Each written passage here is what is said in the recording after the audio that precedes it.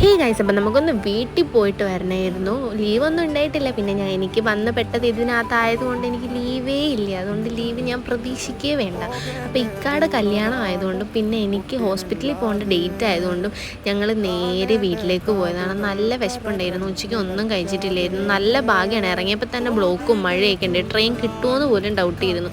അങ്ങനെ നല്ലൊരു ഉറക്കം ഉറങ്ങി. അത് ബർഗറും കഴിച്ചിട്ട് നല്ലൊരു ഉറക്കം ട്രെയിനിൽ നിന്ന് ഉറങ്ങിയിട്ട് നേരെ വീട്ടിൽ പോയി. വാപ്പയാണ് കേട്ടോ വിളിക്കാൻ വന്ന് ഉമ്മയുടെ ഫുഡ് കഴിച്ചു. മുഴുവൻ കഴിക്കാൻ പറ്റില്ല, എന്താ പറ്റിയെന്ന് അറിയില്ല. കണ്ടപ്പോൾ ആർത്തി മൂത്തിട്ടാണോ എന്ത് തേങ്ങയാണെന്നറിയില്ല, എനിക്ക് ഫുള്ള് കഴിക്കാൻ പറ്റിയില്ല. പിന്നെ ഞാൻ കുറച്ച് നേരം കിടന്ന് ഉറങ്ങി കഴിഞ്ഞപ്പോൾ അനിയത്തി എനിക്ക് പാൽ സർബത്ത് ഉണ്ടാക്കിക്കൊണ്ട് തന്നു. പിന്നെ ഇക്കാടെ കല്യാണമാണെന്ന് ഞാൻ പറഞ്ഞില്ലായിരുന്നു. അപ്പം തലേന്നിൻ്റെ മുന്നത്ത് പോകാൻ വേണ്ടി റെഡിയായി നിൽക്കണം. അതിൻ്റെ വീഡിയോ ഞാൻ സെപ്പറേറ്റ് ചെയ്യുന്നുണ്ട്, ആ ദിവസത്തെ ഡേയുടെ ഒരു വീഡിയോ. ഇതാണ് അപ്പം നമ്മുടെ കല്യാണ ചെറുക്കൻ.